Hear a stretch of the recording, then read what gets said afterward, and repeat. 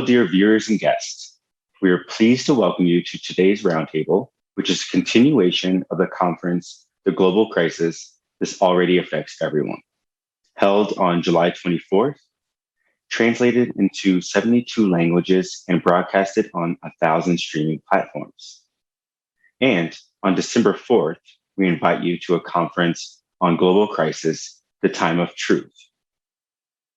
The topic of today's roundtable is climate refugees. Hello, everyone. Really happy to see you today with us, and we have very interesting guests. I'm happy to introduce Ambassador Mbarek Afikouh from Morocco. He is the Vice President of Africa WPC World Peace Committee, Ambassador of Large International Human Rights Organization, Director of Arab and Islamic Studies, Member of Regional Commission for Human Rights in Morocco. Welcome, Ambassador. Also, we have with us Julia Carr. Julia is a specialist in law. She's a lawyer. Hello, Julia. Thank you for joining us today. Also, we have today with us Professor Maruf Islam, PhD and founder and CEO of Naifa Maruf Foundation, Ambassador CS, ex-UN, FAO and WFP, and also ex-CARE USA. Hello, Professor. Happy to see you with us. Also today, we have with us a guest from Belgium. It's Dr. Marc Louis Gizy. He's an author, philosopher, and PhD in theology. Happy to see everyone, and let's continue. Dear participants and viewers, we would like you to watch the video about climate refugees that was presented at the conference, The Global Crisis, It Already Affects Everyone.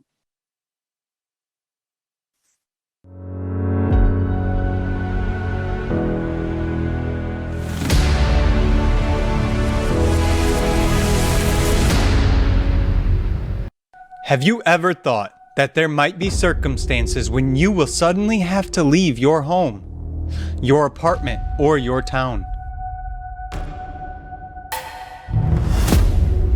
Leave forever. And the reason for this would be neither traveling, nor vacation, or a planned moving, but the necessity to survive.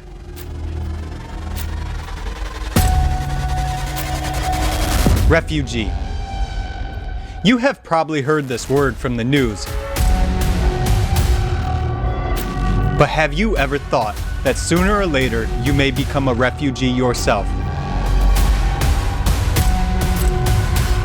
After all, climate disasters know no borders, social statuses, or schedules. In 2020 alone, 82.4 million people were forced to leave their homes. This is equal to the population of such countries as Germany or Turkey. This is more than the population of Great Britain or France. Refugees are people who are fleeing a deadly threat. But today, there is no place for them to run to. Their lives are exposed to danger and risk wherever they get to. Among them, there are millions of people, climate refugees, who have no protection of the law.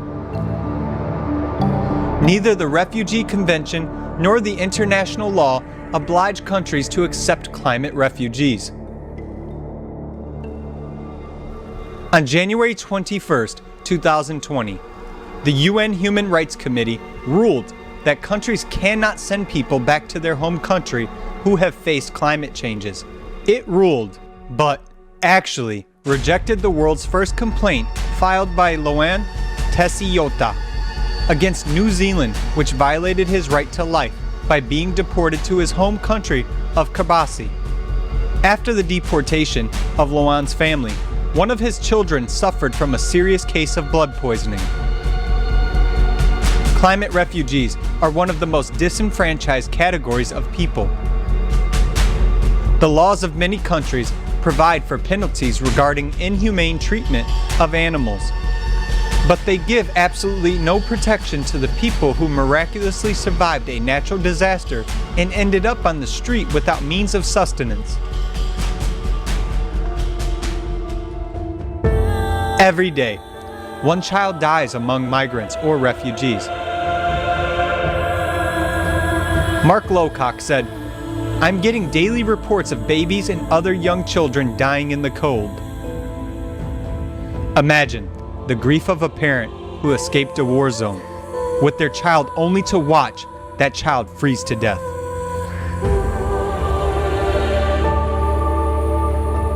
We build shelters for homeless animals, but we refuse to help people in need. Not only do we refuse to help these people, all kinds of violence against refugees are permitted.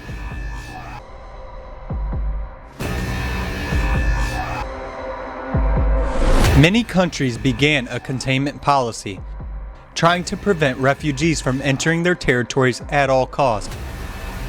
According to the UN, thousands of people were pushed back by the border control authorities in Europe using violent measures. The pandemic worsened the situation for refugees. According to official information, tightening of border crossings did not let hundreds of thousands of people leave zones of armed conflicts, economic crisis, and environmental disasters. Meanwhile, the number of business trips abroad remained practically at the same level. Since 2015, border violence has become more sophisticated. Moreover, since 2020, the number of tortures has increased compared to the previous year. A special report prepared by Border Violence Monitoring Network on tortures in 2020, analysis data from 286 testimonies of violent pushbacks, prolonged beating for up to 6 hours at a time, police dogs being released and encouraged to attack, forced undressing, the burning and destruction of clothes, and forcing people on the move to cross borders in a complete state of undress. Groups of up to 80 men, women, and children were forced to undress completely and placed inside the detention room. Severe beating and throwing victims into water, resulting in their disappearance.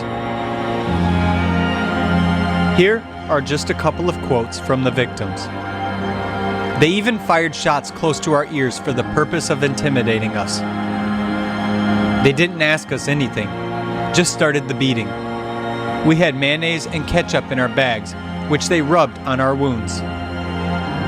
In December 2020, the Black Book of Pushbacks was published. A 1,500-page book documents the horrific violence suffered by over 12,000 people at the hands of authorities on the external borders of civilized European countries.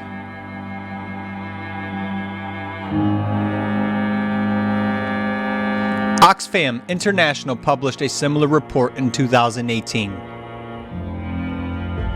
Police detain children as young as 12 in cells without water or food and removed SIM cards from their mobile phones. Changing their birth date on statements, illegitimately pushing them back across the border, cutting the soles off their shoes so they wouldn't try to come back. There is clear evidence of an increased sexual and gender-based violence against women and girls, both during and after disasters. Multiple cases of sexual abuse of children have been documented. Elderly people are also at increased risk of violence, exploitation, and abuse. In our society, a person loses their property, their place of residence, loses the right to protection and life.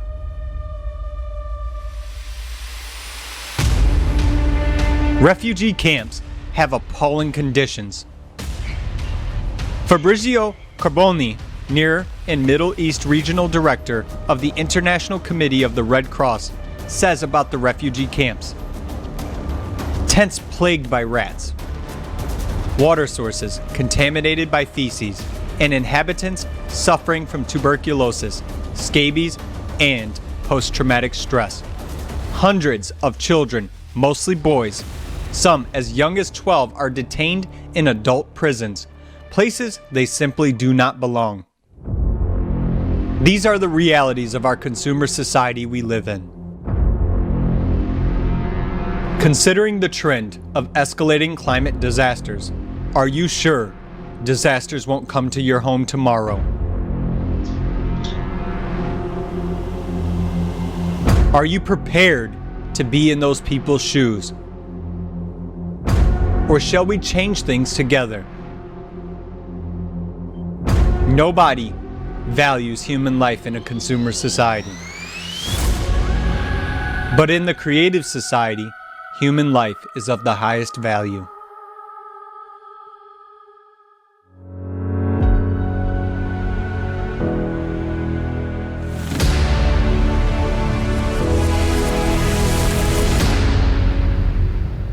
So, as you can see, after watching the video, what inhumane treatment and terrible things that are happening to the climate refugees today, right now.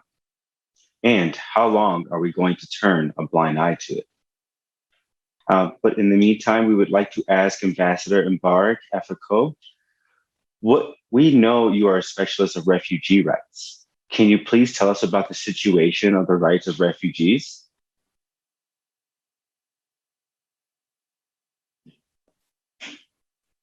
Bonsoir tout le monde. Je peux le dire en français ou en anglais. Good evening, everyone. Thank you very much.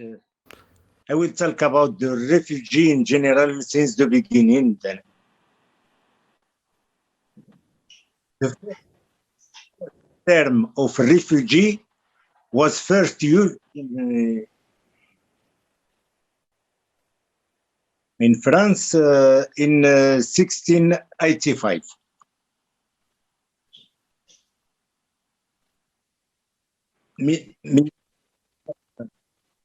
When the protection granted to Protestant minorities was lifted in Catholic France.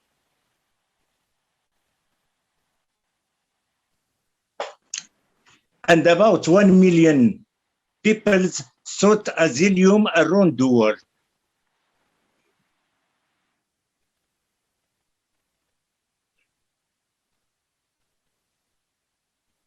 Since then, refugees have faced many problems.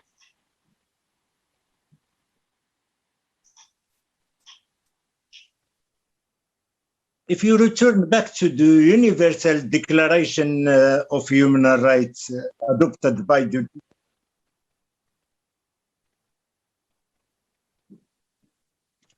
December 10, 1948, affirmed the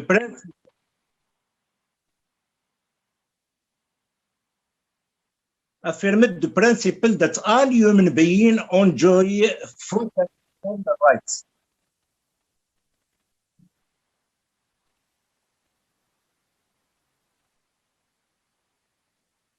And freedoms without discrimination.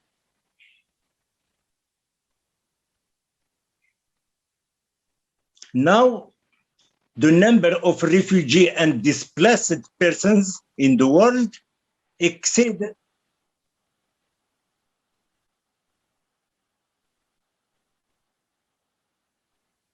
the threshold of 80 million refugees in the world.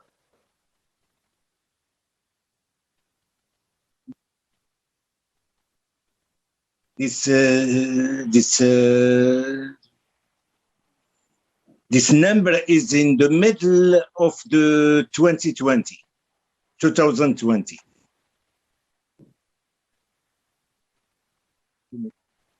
A record level in the midst of COVID-19 pandemic, according to the United Nations.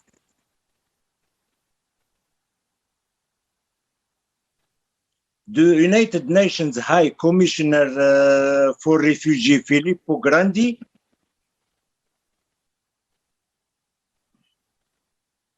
regretted that the world had reached this dark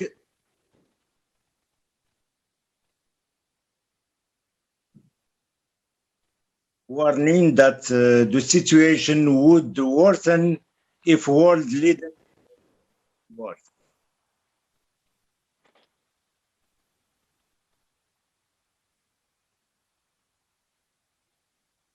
Si on n'arrête pas les guerres. Donc, voilà. Then now we will return back that the principal source of the refugees is war. We must stop.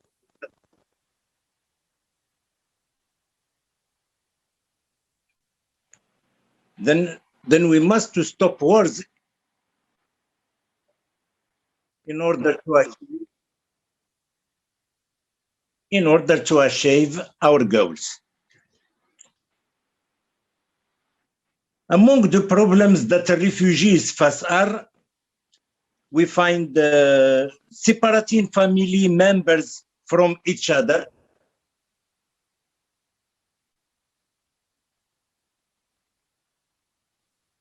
denial of access to asylum procedures,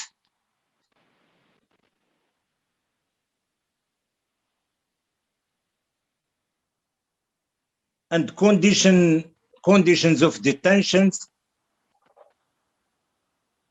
inadequate health care,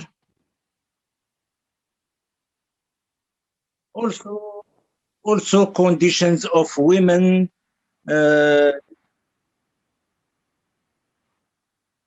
detained with their children pending trial detention of unaccompanied.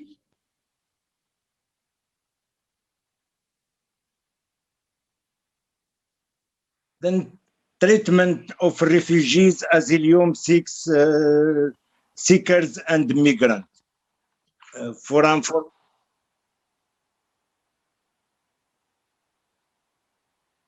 And at the end, we find that migrants risk of contracting non-communicable disease,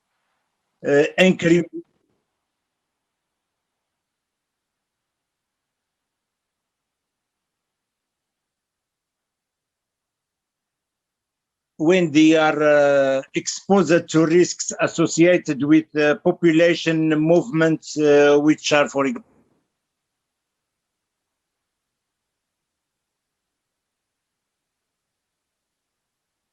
example, mental disorders,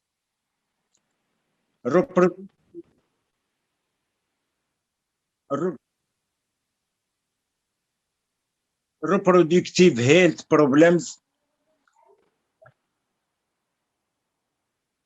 high neonatal mortality rate,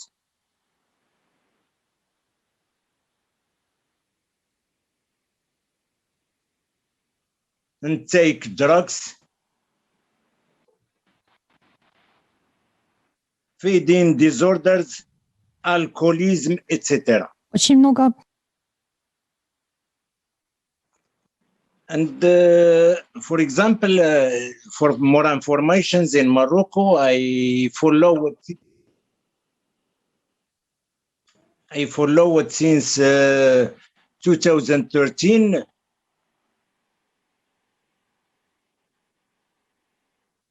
When Morocco has historically been a transit country,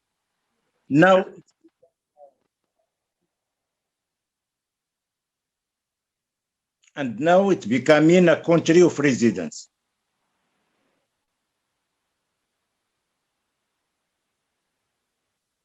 Then the refugees, 55% of whom come from Syria.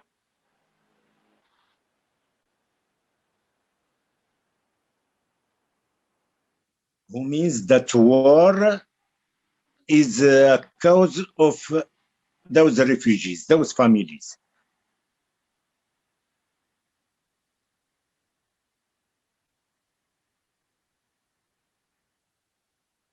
And the national policy for migration and asylum which was adopted in Morocco in 2013.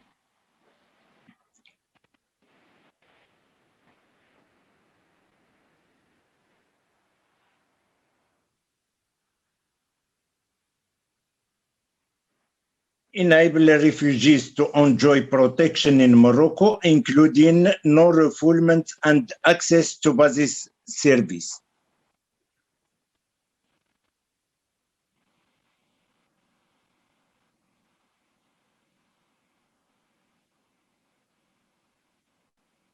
Such as education, healthcare, and employment, et l'emploi, and employment.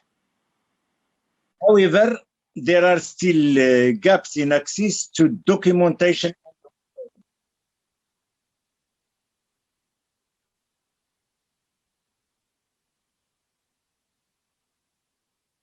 as well as access to secondary and tertiary healthcare.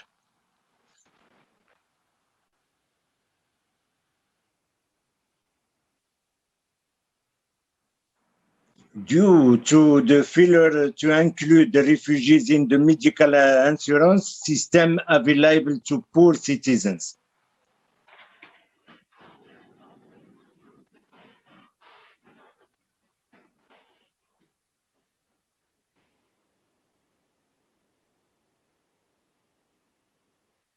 That's why the key priorities in 2020, UNHCR will focus on many things, many matters.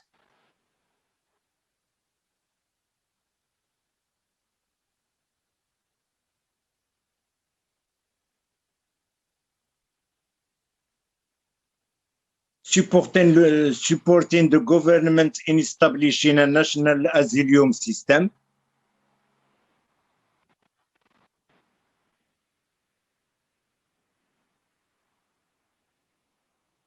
and providing humanitarian assistance and protection to refugees, especially to the most vulnerable groups.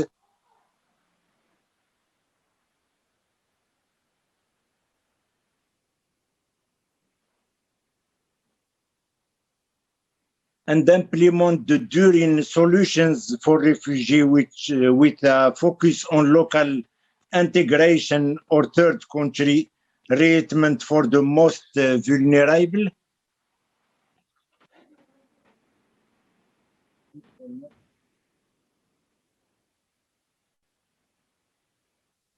And the planning number for 2020,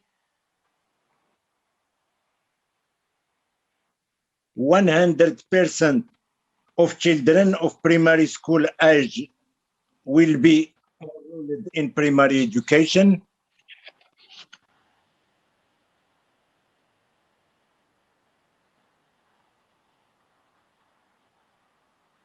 %100% of refugees will have access to public primary health care.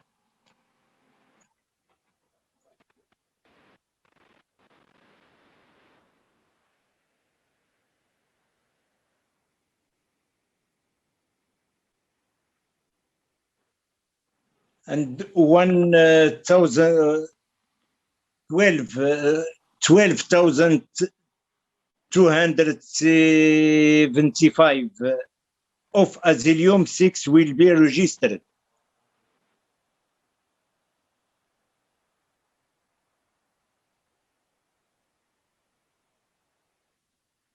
And 2,000 vulnerable refugee families will receive regular financial assistance.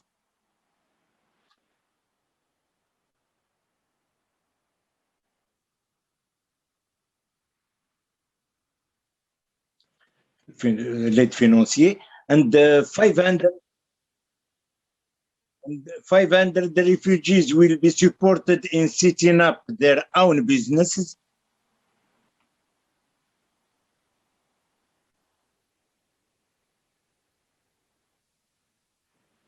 Then at the end, the refugee who has benefited from medical assistance provided by UNHCR and partners we find 5,415 testimonies of asylum seekers renewed by 19 communication missions to 6 cities.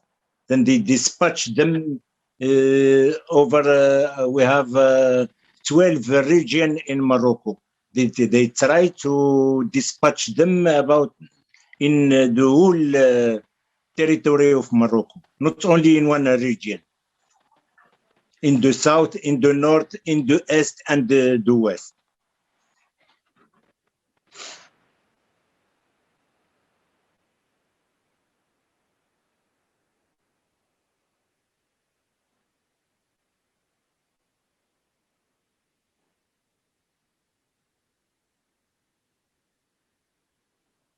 And 4,410 refugee child students received cash assistance for their education.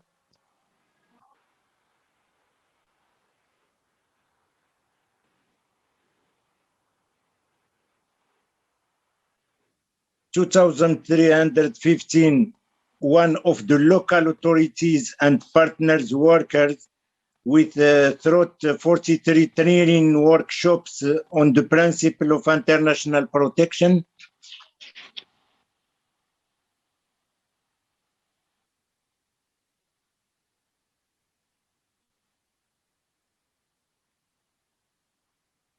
And 6,016 persons with specific needs identified for referral and follow-up with partners, including unaccompanied children, women and the risk and the elderly.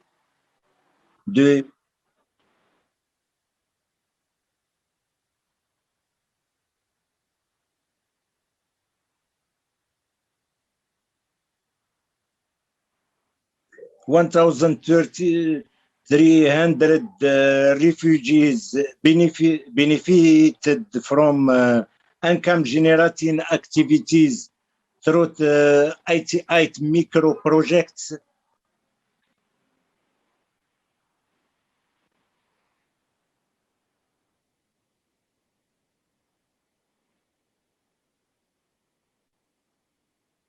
(120) also refugees got a job in the private sectors, and 13 people got practical training.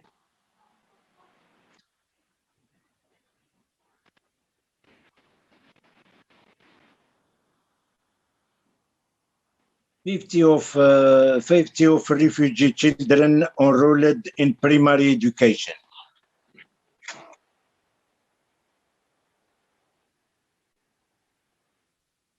Personally, since 2013, I followed, because I am a member in National Council for Human Rights in my region, Casablanca, Stat. I followed the regulation of the situation of migrant and refugee here. We try to, till now, in 2 phase, Morocco regulate 58,000 who had their card, their national card. They regulate their situation in Morocco, and they become a Moroccan.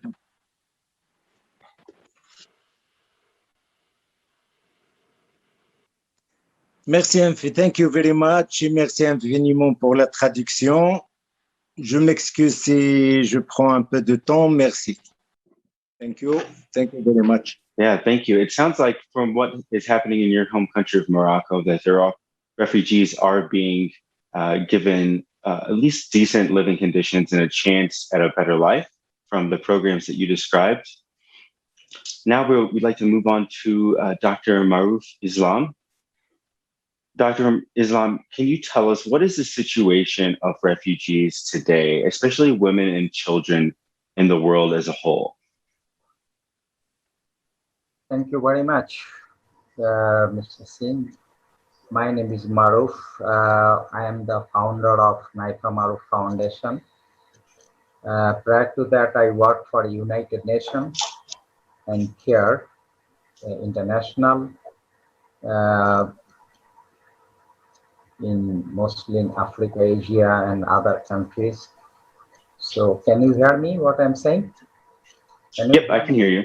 Yes. Absolutely. So, from my experience working as a humanitarian, first of all, I would like to thank you, Alatra TV, for this creative society, and I am the believer of 8 fundamental issues which we have, as well as I am the believer of these 3 steps. That's why I'm here today. And first of all, I would like to express my gratitude to the Alatra TV and the organizer and the volunteers all over the world to keeping us in this flow and opening eyes of us. Many of us, we do not know exactly what is happening around the world. So that is very important role playing by this Alatra TV, and that for that reason I am fully supportive. I believe it and I do it, and I am here today to express my gratitude that the people around the world, we have over 200 countries in the world and approximate 8 billion people. So these are the problem, all the troubles, all the crises, all the disasters are mainly two reasons, two major reasons. One is called natural disaster. Natural disaster is God gifted, such as we are happening right now. This today I have watched the CNN saying that the Alaska had in the USA had the earthquake, 8 point something, huge devastating earthquake. Then also in Pennsylvania there was a cyclone, and in Turkey there is a fire, and many other countries in Canada and many other countries there is a fire everywhere. So the climate change within the natural disaster is making huge impact to our life. And the other cause is man-made disaster, which I refer as like war, conflict, like the war in Afghanistan, the war in Syria, the war in Libya, Iraq, wherever in the world. So these are the two major factors causing problem for the people all over the world, mostly children. In my opinion, mostly children is the first line of victim, then women. The third group of victim, in my opinion, is the elderly people. I can explain you why this thing, why children came first in my mind, because I am an humanitarian. I like to work unitedly to combat this kind of crisis, and I am here to participate and share my expertise. Whenever any kind of disaster, either natural or man-made, the first line victim is the children, because they are small, they are helpless, they do not know what to do and what could be, and they are being exploited, they are being taken away for this, so they are the worst sufferer.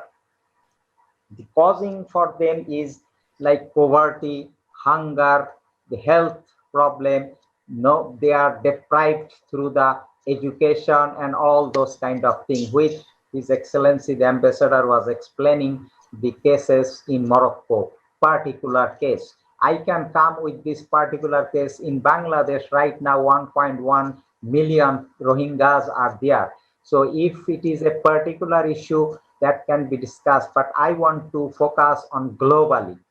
Global issues are making more trouble. So the point is here that the children are the first line victim in any kind of disaster by the climate or the man-made thing, which is the kin. Then the women, we consider that 8 billion people in the world. The half of them are girls and women.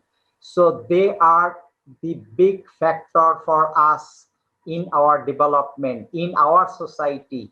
So the point we are talking about, the creative society, united movement, we are human. We are human beings. So some are getting more benefit.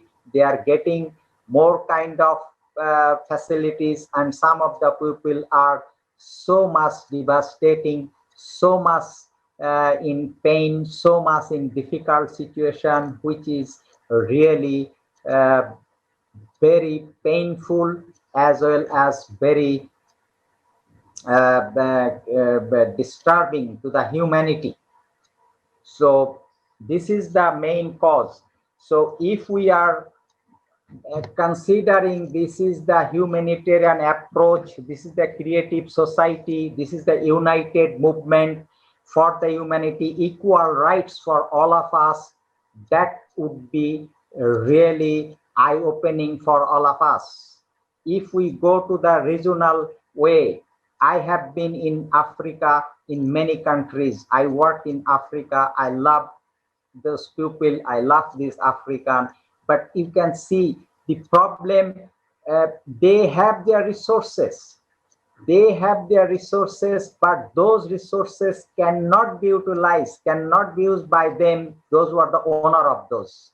So these are the conflict. These are the crises created by some of us, which is causing our main problem. We want to achieve the gender equality around the globe. Why? To achieve gender equality and empower all women and girls. Women and girls represent half of the world's population and therefore also half of its potential. But today, gender inequality persists everywhere and stagnates social progress. Inequalities faced by girls can begin right at birth and follow them all their lives. In some countries, girls are deprived of access to health care or proper nutrition, leading to a higher mortality rate. As girls move into adolescence, gender disparities widen. Child marriage affects girls for more than boys. Globally, nearly 16 or 17 million girls under age of 18 are getting married every day. So these are the issues are to be addressed to this. Marrying young also affects girls' education. About 1/3 of developing countries have not achieved gender parity in primary education. In sub-Sahara Africa, Oceania, and Western Asia, girls still face barriers to entering both primary and secondary school. So again, I am focusing this point that whatever the reason, either in natural disaster, particularly climate change, and or man-made, the children and women are the victims. Disadvantages in education translate into lack of access to skills and limited opportunities in the labor market. Women and girls empowered is essential to expand economic growth and promote social development.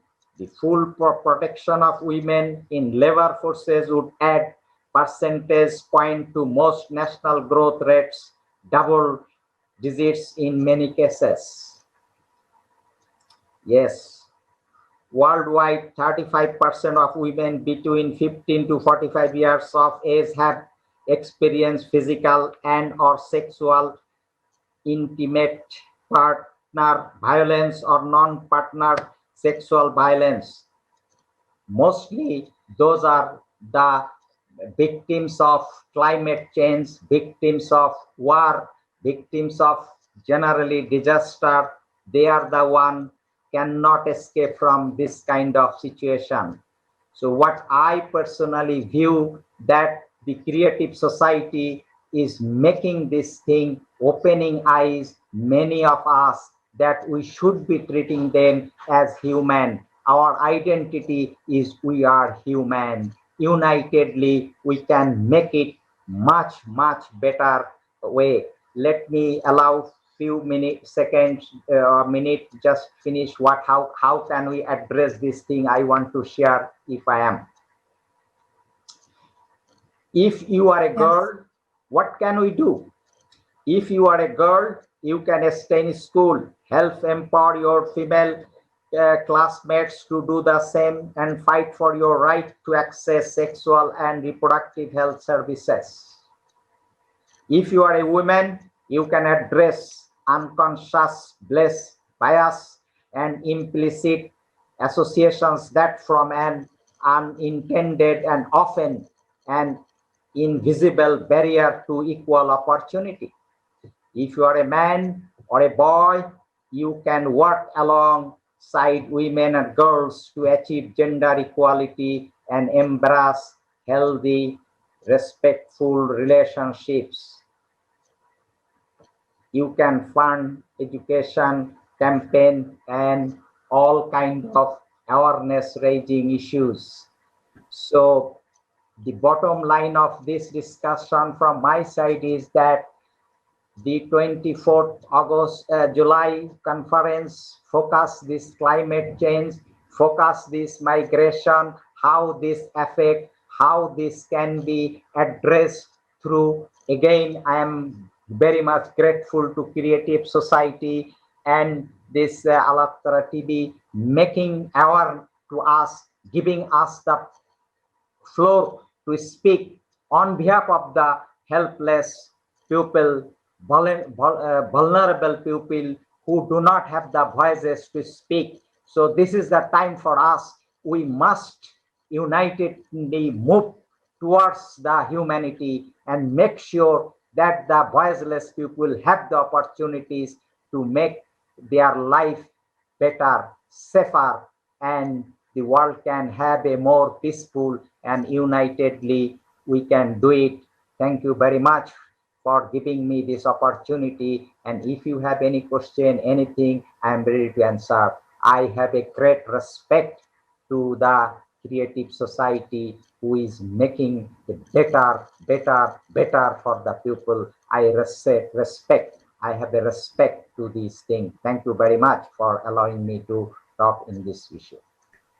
Thank you very much, Professor. And everything what you mentioned now, and also Ambassador gave us numbers and facts, they are terrifying. And also we have to understand that today you announced the conditions in which those people who received their official papers as a refugee, they live. But living in Switzerland, I know how difficult it is for a human to receive these official papers as a refugee. And how many people cannot receive these, even though they already reached the borders? There is a huge bureaucracy procedure. And to get the status of a refugee is already a big step for these poor people. But how many people disappear? How many people suffer because they don't get even this minimal refugee status? And also then Ambassador was talking about the conditions they live in. I understood that refugees, they don't have rights. That's why people, they eager to help them. They try to help. They create organizations. They voice these problems because basically their rights are violated. Their normal human rights are violated.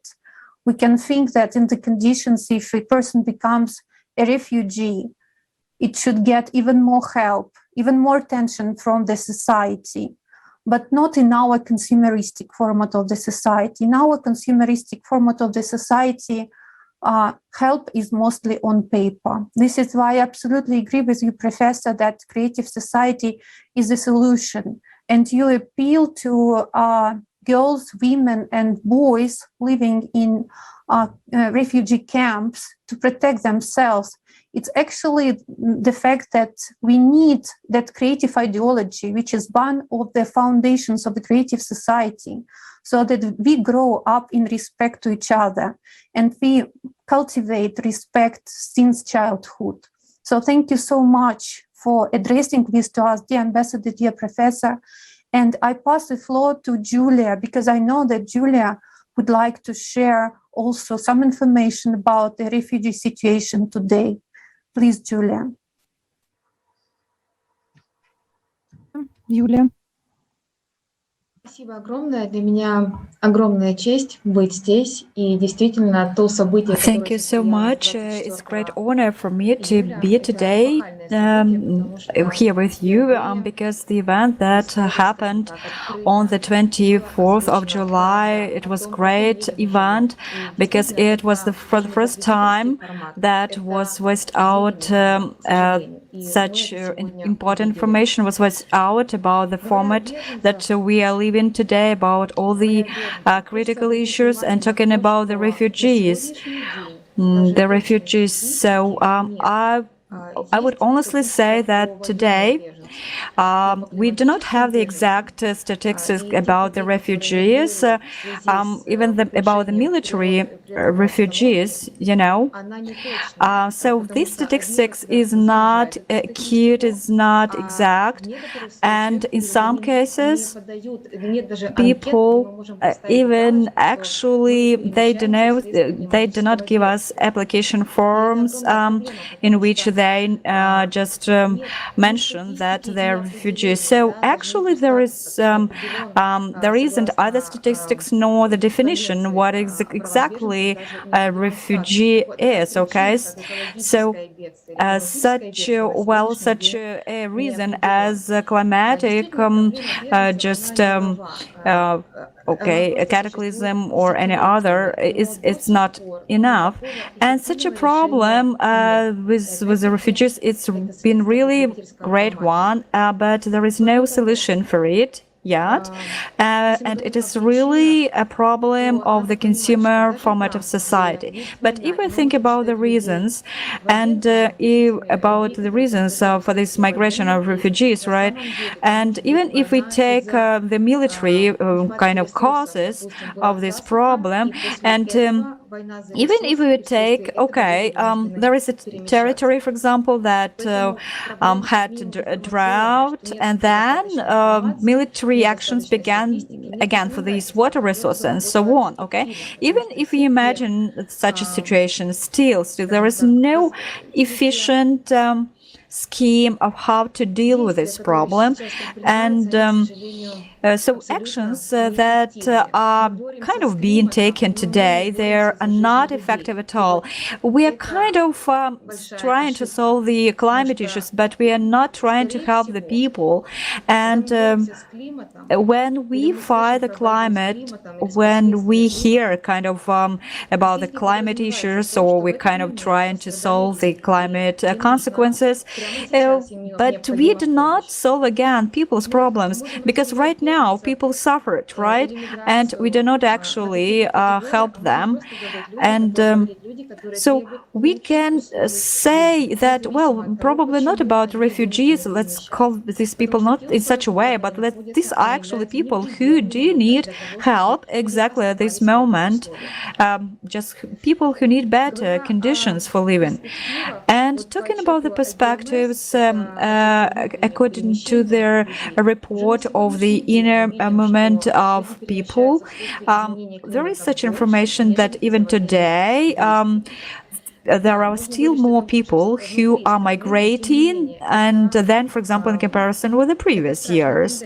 And it's really a scary tendency, because we understand that the climate cataclysms are increasing, and still there are no effective methods to cope with them. And as for the issue, why some countries, right, they are ready to accept the refugees, and other countries, what are they doing? They are building the borders, just kind of against these refugees, not to let people migrate into their country. So, and why is that happening? Because again, of the consumer part of society, it's because of this fight and struggle for the resources. And even up to today, the humanitarian organizations, so to say, they are overworking. They are really not coping with all this whole situation of the climate refugees. And the situation is really getting worse and worse with every day. And why? Of course, because these organizations, humanitarian organizations, they are underpaid and they do not get financed in a proper way. And even if we just take such an example as the UNO organization, right? So can you imagine that within 5 years, these refugees are not given help? Just because, there is such a law, and that UNO cannot give help, immediate help within 5 years.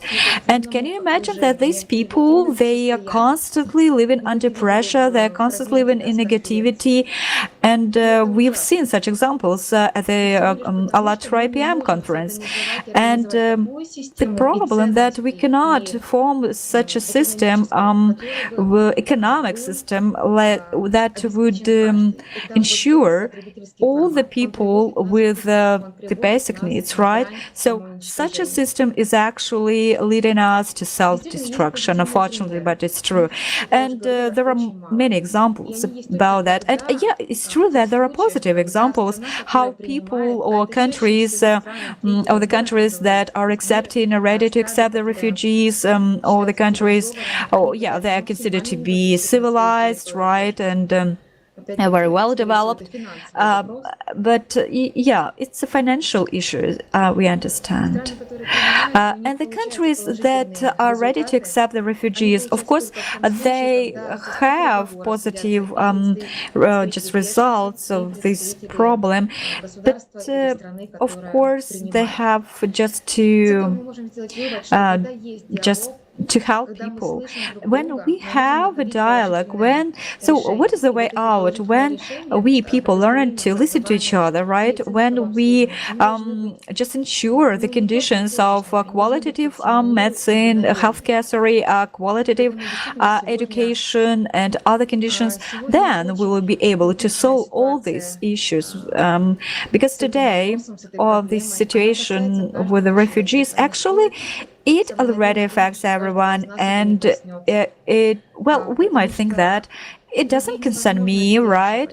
But you cannot kind of you cannot fight the nature cataclysms, and the more conflicts we have in our humanity, the more, of course, problems we have, and each person feels it, and the more we kind of develop this part of nature in us, the more problems we have, and that's a problem.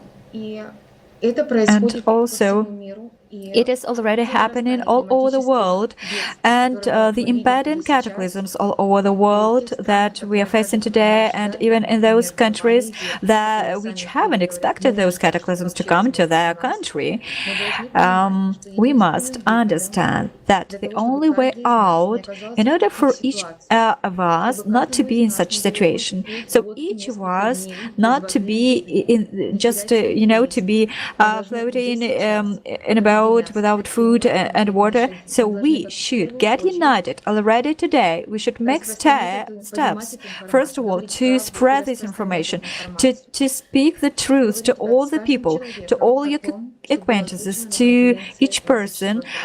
Just spread this information from the conference Global Crisis. Before we continue, I would like to add something. About a year ago, I was inviting the deputy director of UNICEF here in Switzerland for the interview on ALLATRA TV on the topic of climate refugees. And actually, she refused because she said that this topic does not exist. Because as you mentioned already now, Julia, the official term climate refugee does not exist for United Nations. Well, we know that there are already millions of people who are climate refugees. And also that means that these people will not get any official help. This is obvious because if it's not on the papers of United Nations, then they will never get funding, they will never get help. So basically, this is another reflection of our consumeristic format of the society. They are having something written on papers is more important to us than human lives. And I absolutely agree with you that the conference raised all these topics, and the solution is only in really making our society, creative society, there we protect human life. So thank you very much for your speech, and I pass the floor to Sean. Thank you, Alina, and thank you, Julia, both for those really insightful words. Obviously, our consumer format of society, it doesn't even have a notion of how to take care of refugees, those displaced by war or climate. And it's really sad. And like you said, Julia, we need to unite and make this a global issue, because there are countries like here in the United States that are experiencing extreme weather, and many people are being displaced. And we also don't have a plan for anyone who might be displaced and become a refugee. So we would like to now go to Ambassador Marc-Luc Gissi. And I'd like to ask you, can one country handle the refugee problem economically and politically in the context of a global relocation of people due to global climate change? And what do we do with it from a political and economic side? How do we handle the refugee crisis? Ambassador? One country cannot do many things. And I would say I would be more optimistic and pessimistic. I'm not sure that there is a real political will worldwide to address the question and to solve the question. One, having been in politics myself in the European Commission, what I understood is that it's also difficult for politicians to say, if you vote for me, we will care for the refugees. Do you think people will vote for me? So the change is coming from below, creative society. Like we had now, 24th of July, more than 2 million people in the French streets saying liberté. They are manifesting against the actual government of France. This type of movement forces the politicians to change agenda. If you try to change from the top, you don't succeed. The changes has to come from below, from a new awareness. First information and then ethics. Ethics should come from below. But ethics is coming because the new generation says, but this is nonsense. This is, I don't want to say the word, or they say there is no future. So there is a deep desire for a more ethical approach in politics and economics. It's a big movement, but it's going on. Now, there is also a spiritual dimension into this. Spiritual in the broad sense. It seems that the level of energy of the Earth has increased about 500%. It means that the average citizen, the humans, will have to adapt to this new level of energy. But level of energy is also level of spiritual energy and level of ethics. We perhaps will be obliged from below to increase our level of ethical energy. That's the positive aspect. We should not blame the politicians, because if they say too much of the truth, if you say, you vote for me, we will do this, we will do that, social ethics, etc., people are afraid, so they don't vote for them. So the whole movement has to come from below, exactly like this conference is doing. Thank you. Thank you, Ambassador. Thank you. And then you speak, then you mention that the initiative should be from below. That means that initiative should come from all people of the world. And here you answered the most frequently asked question about what can we do.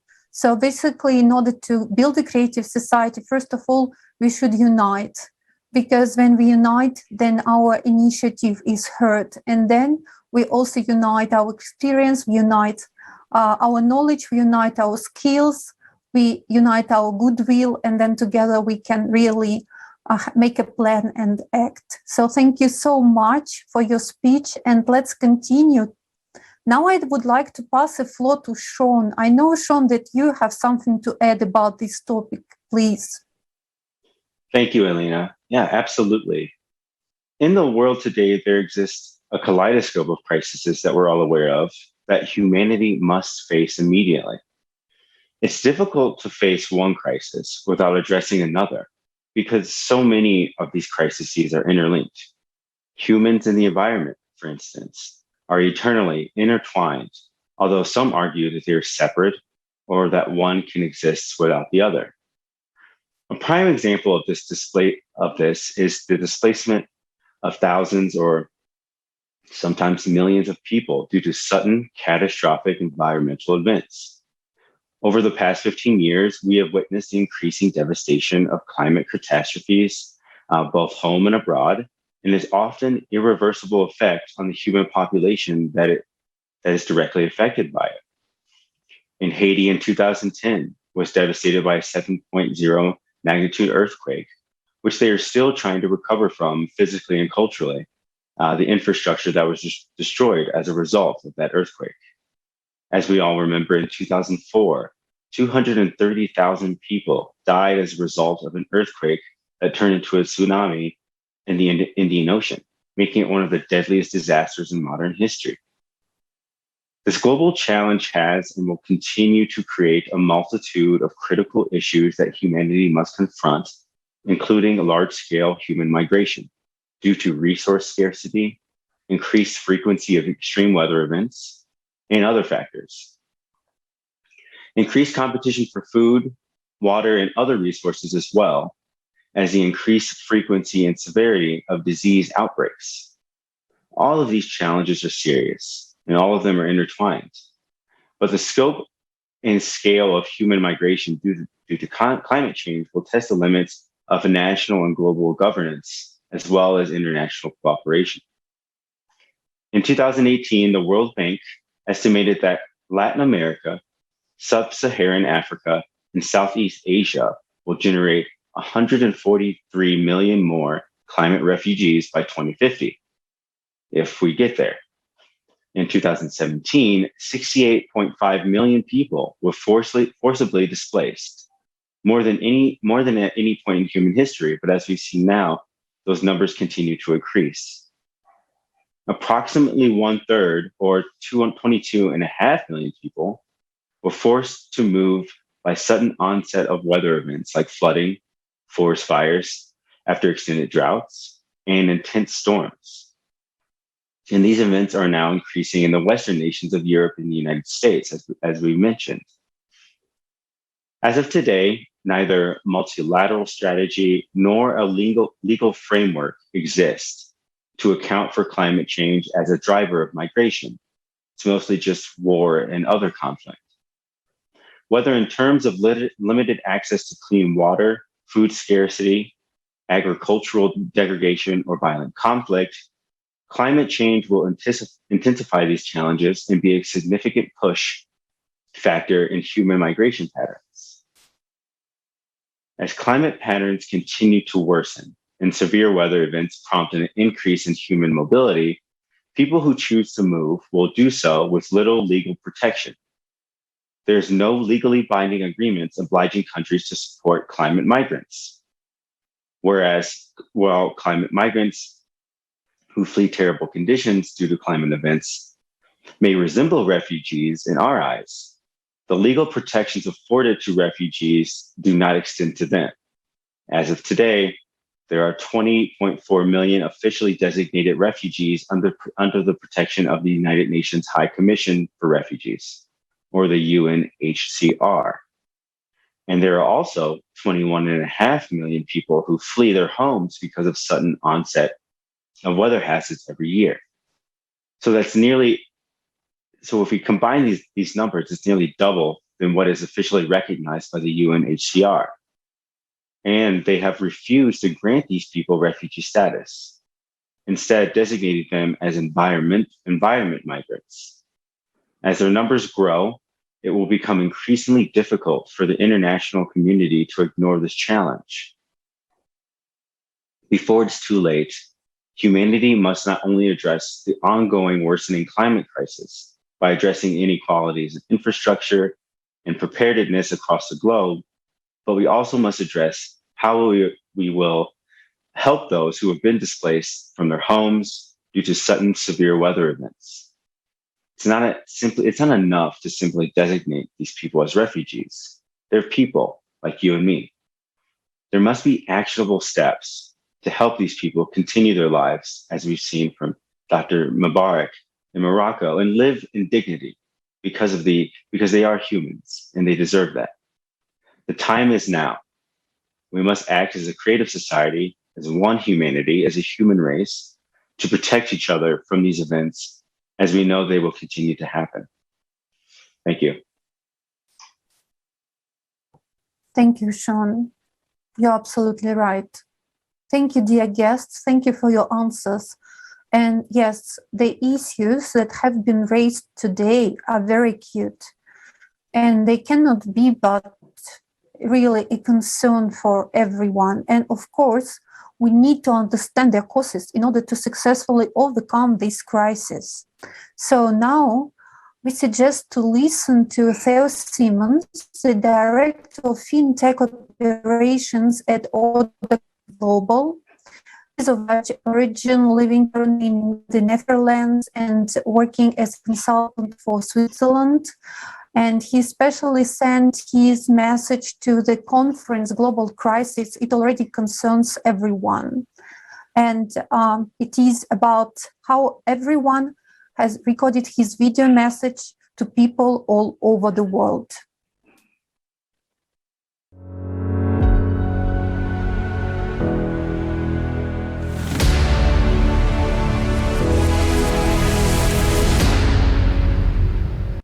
I'm pleased to be a part of this conference on global crisis. My name is Theo Simmons. I'm Dutch. I'm working as an independent consultant for a consultancy firm in Switzerland. We are focused on business development globally, but mainly in developing countries.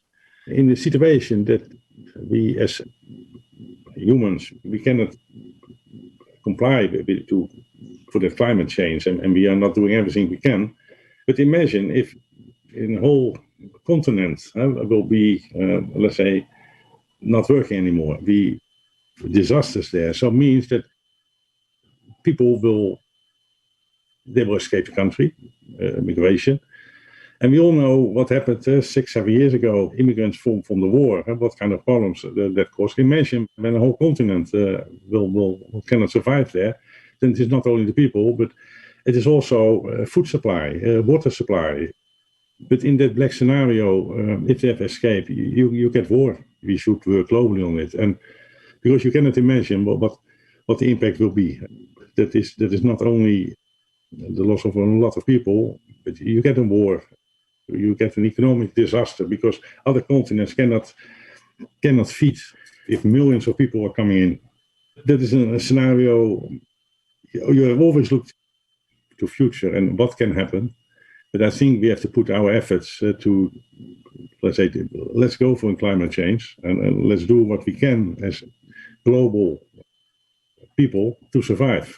Because it is a real risk. If you see now what is going on in the world, we have this social problems, we have the pandemic, we have this climate. Everything what we're doing is a solution for short term. You solve a problem. What is on the table now? But nothing changed because in 2 years' time another COVID will come and we have the same problem because it is. So I think it is maybe the right time because this problem is not only in one part of the world, it is now in global, let's say we have all the same problems. So maybe now it is the right time to be united, but it is also a challenge because you should be united globally. That is the only way to start it, because it is clear that we have to change something. Otherwise, we have to make choices, and maybe far-reaching consequences for politics or whatever. But we have to do something. I really believe that there should be initiative, and let's say your conference could be the starting point. Let's say unite people all over the globe, and then it will work. At least it will start.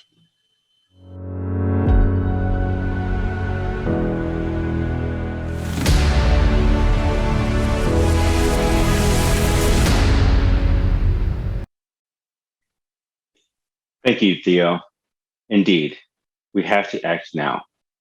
Like Ambassador GC and our other panelists have mentioned, the change has to come from the bottom, from people. And we can't rely on politicians or those at the top to really make the necessary changes in time for us to really address these issues. Knowing the true situation, we can act. Without awareness, however, no action will follow. And now we have a question for the lawyer and legal expert, Julia Carr. Julia, is it possible to have refugees in a creative society? Is such a concept as a refugee even possible in a society where human life comes first? Спасибо за вопрос. Thank you for your answer. So for your question, Sean.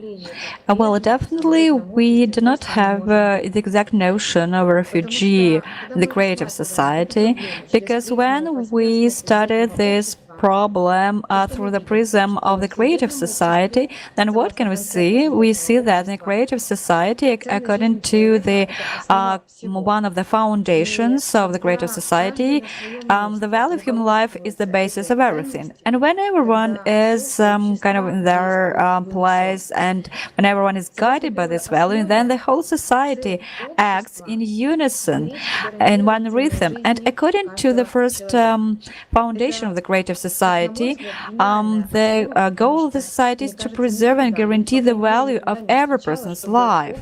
And in my opinion, it is just great foundation, because as far as I know, what can be better if the whole society just states these concepts on the first place? According to this principle, then we are united just by one goal. We are united supported by moral and spiritual values. And under such principle, of course, there cannot be even just any talk about any violence or any notion of wars or revolutions, but all people care about each other. That's what's important, because the main value in the creative society, we just understand that there is just one status, the high status is a person, and it just regardless just work position or any social status or religion. And this highest just status of just being a human, that it is guaranteed by the society just by the right of your birth. And we just even, we don't need even any documents or a sort of any other, I don't know, programs that should state that we are just human. It's all natural. We are born as humans. And we must understand that technologies, they should develop and serve only for the benefit of all the people. And so these high technologies, they should be able to just ensure the safety of people, to carry out the evacuation, for example, in beforehand, or to inform people that something, any cataclysm is impending. And just without, if we do not have this basis, if we do not have this true information, then if people do not understand that they have the rights to make decisions, so first of all, people should get the information and just from this kind of technologies, and not just wait for the politicians whom just that they should tell us about the impending cataclysms. And the creative society, we would have the servers, all just global safety servers, right? That would handle different emergency situations. It is just one structure. I understand that these global servers just to help people, and it would be just one structure that would be acting much more efficiently and faster than different organizations do today. And this structure would solve any issues as relocation of people or any just other ensuring any living conditions for people, and not, of course, that people would be waiting for the help from the governments for years. And when we are just guided by one goal, when we have the resources, right, and we guarantee the life to each person, and the resources should be distributed equally and fairly, so that every person would have the decent life. And in this case, of course, this notion of refugee, it would disappear, because all the people are just important. Thank you very much, Julia. That's absolutely obvious that the concept of creative society is created for every human being without an exception. And I would like also to ask the opinion of Professor Marouf Islam. Professor Marouf, can you please tell us your opinion on value of human life? And according to you, could you say that creative society is now the only way to provide everyone on the planet, not only with decent, but also with comfortable and prosperous living conditions? Thank you very much, Ms. Alina, giving me an opportunity to talk about it, as I love this global crisis conference, because it is very important for humanity and for the human.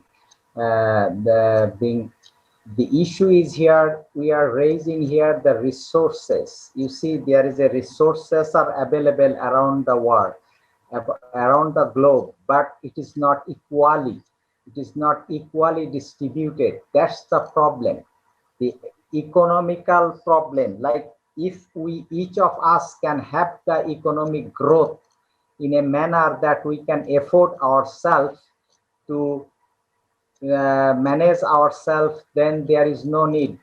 If we can go refer to this, the news, very recently we have been seeing that many people, including Bangladeshi people, mostly in African people, they are traveling from either Libya or the Tunisia in the sea, Mediterranean Sea, and traveling to the Italy or European countries to have a better life. So this is the issue we need to address in a manner that people have the minimum level of their accessibility to the resources. So that is the main point, because the creative society is trying to open eyes.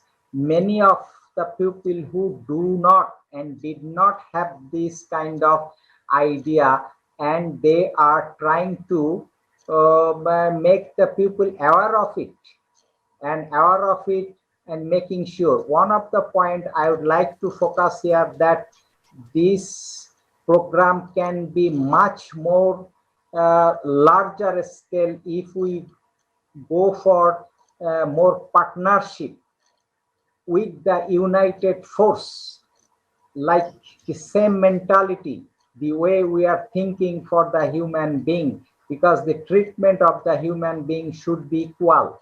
Whatever the color, whatever the race, whatever the reason they are born, doesn't matter. This is a fundamental rights of the human. Like usually we see, regardless of where you live in, we are human being. So we have equal rights to have the access to the resources. So where is the problem? Problem is here that some people are getting more benefit, more accessibility to the resources, and some of the people do not have that kind of accessibility. So as a result, there is an inequality causing the devastation.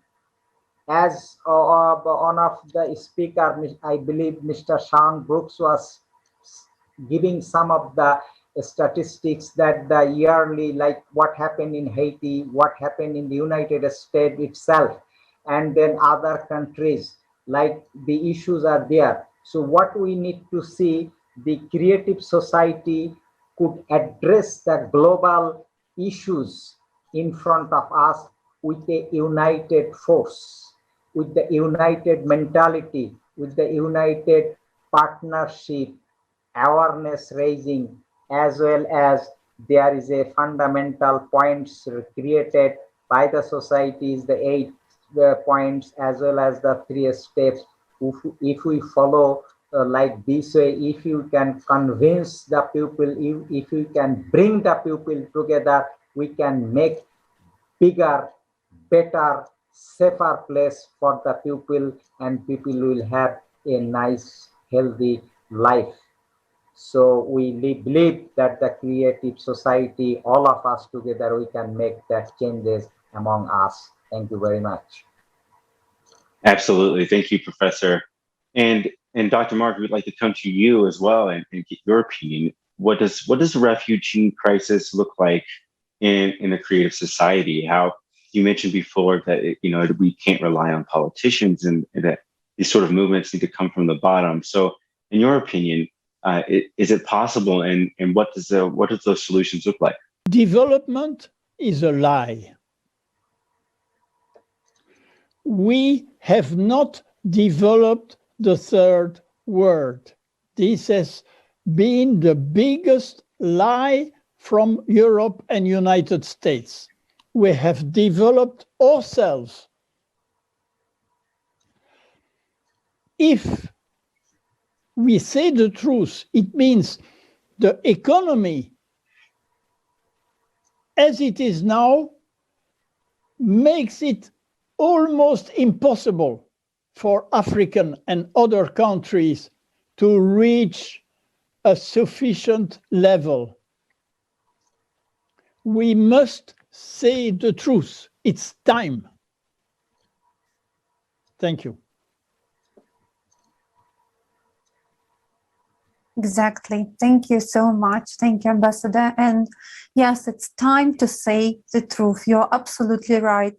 And the conference, Global Crisis, it already affects everyone. This is the event, the people were telling the truth. And it was shocking for majority of viewers because the facts which were given, nobody expected they exist in our life, especially the conditions there, how refugees are living, are existing, I would even say, what is happening to the climate, how our society is developing technologically, the development of AI, how it can influence our life and how it can influence labor market as well. So these are all true facts which are mind-changing. And also we talked a lot about the creative society format of the society. Their human life is more valuable than anything else. There is no higher value than human life in creative society.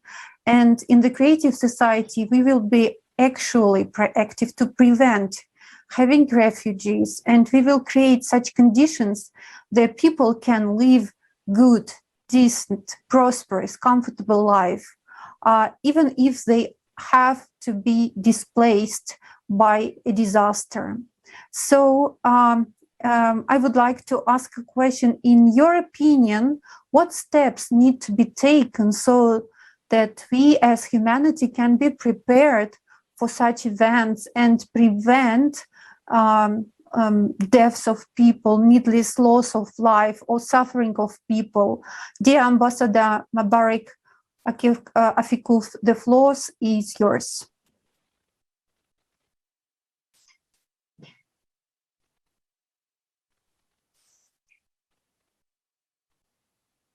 Merci infiniment. Je dois parler en français ou en anglais?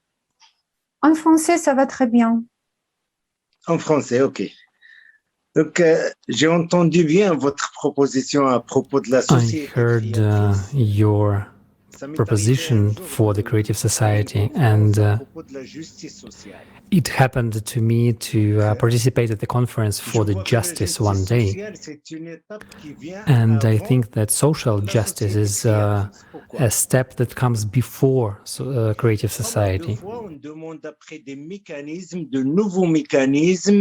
And so new mechanisms develop that control countries. And so that countries respect the rights, social, economic rights of every country. And for example, when we talk about justice, social justice, we need democracy, and we need to respect the human rights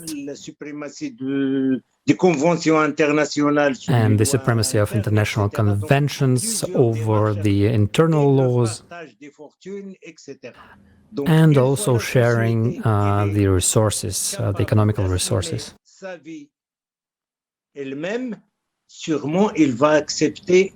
And a person who can assume he can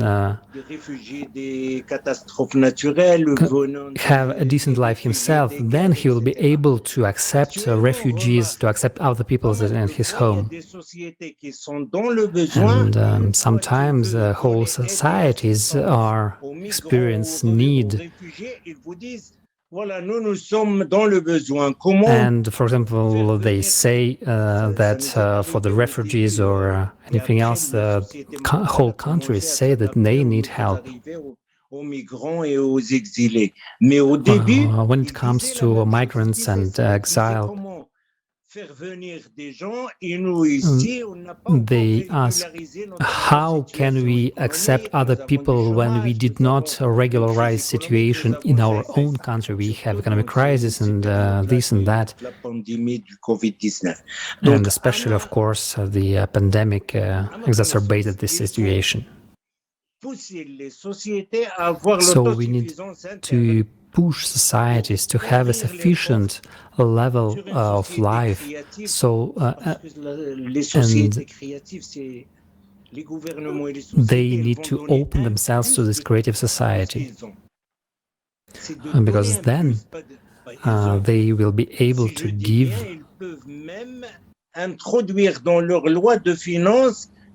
So societies need to allocate budget for creative society, for refugees,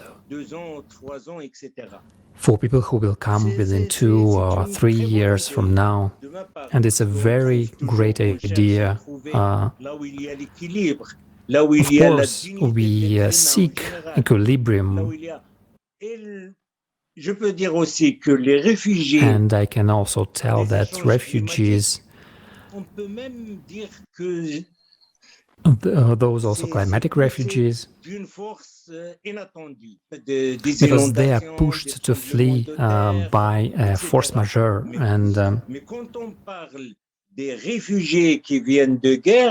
for example, we can distinguish that refugees, the war refugees, they are those who are being pushed out by manipulation, by human manipulation.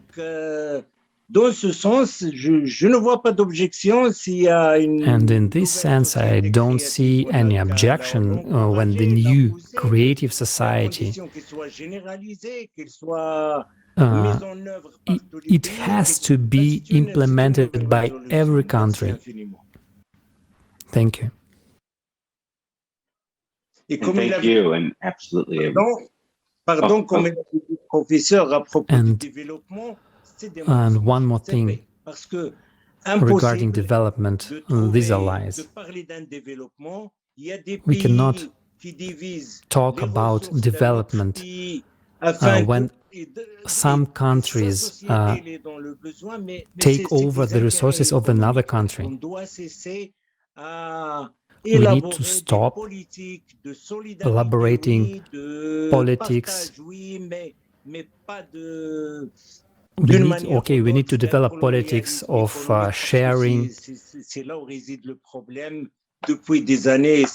But wars and the conflicts, we need to stop this, because this is the root of the problem.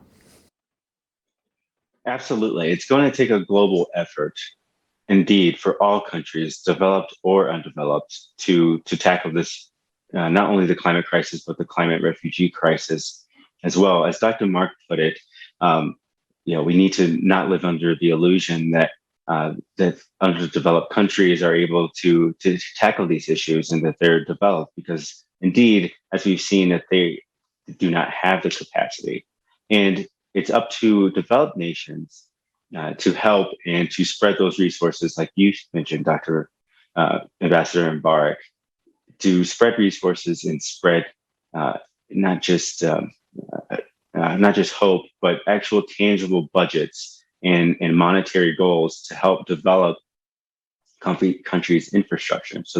So if climate events do happen, they are better able to handle those situations. We are all responsible, however, for what happens in our society. Again, we talk about budgets and we talk about major governments and things like that, but it all really comes down to each person. We can organize ourselves and organize different programs to mitigate these issues, to mitigate the climate refugee crisis. But in order for everyone's life to be valued and for conditions to be decent, we need to unite in a common goal to build a creative society. That's what we mean by creative society, united under one goal so that we can creatively handle the many crises that we face today. This is the only way out. The only way is in the creative society, separated. When we say that our country is better than another, or we are better than other people, there's no way that we can tackle these issues.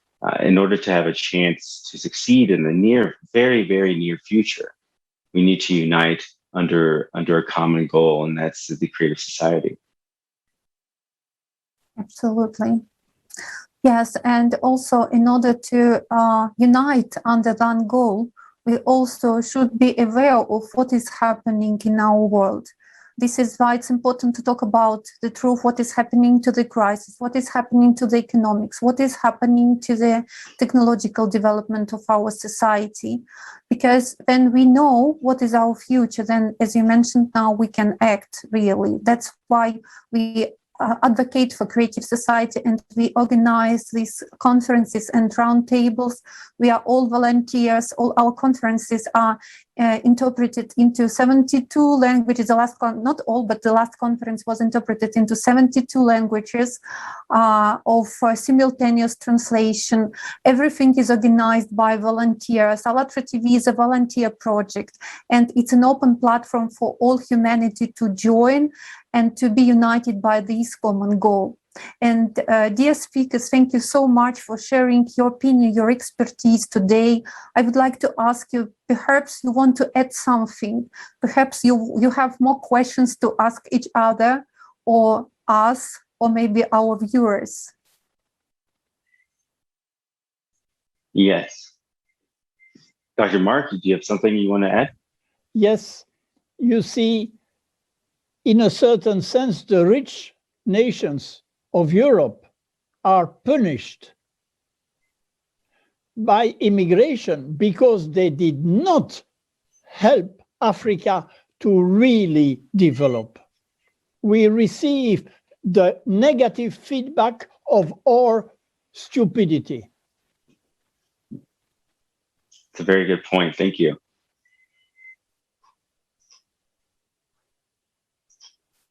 And friends, thank you so much for being with us today. It's not only important to know this information, it's another huge issue to share the information that you've heard today. We all see it on the news. We all hear about the climate catastrophes and what that does to people. But now is the time to act and to share the information with each other, with your, even if you need to, your political representatives, and start to act and start to think of ways that we can tackle this issue together. Our next conference will be Global Crisis, the Time of Truth, and that will be held on December 4th of this year, 2021. And we encourage everyone to watch and be a part of that conference if possible. Again, thank you everyone, all of our participants, all of our speakers today. We really appreciate it. And we hope everyone has a good day. Thank you. Thank you, Bye-bye. everyone. And dear viewers, if you would like to ask us questions or leave comments, please don't hesitate. Leave them below this video and we will answer them as soon as possible, maybe in our next roundtables. Thank you for being with us today. Thank you for your passion, your attention, and thank you for building creative society together. Bye, everyone.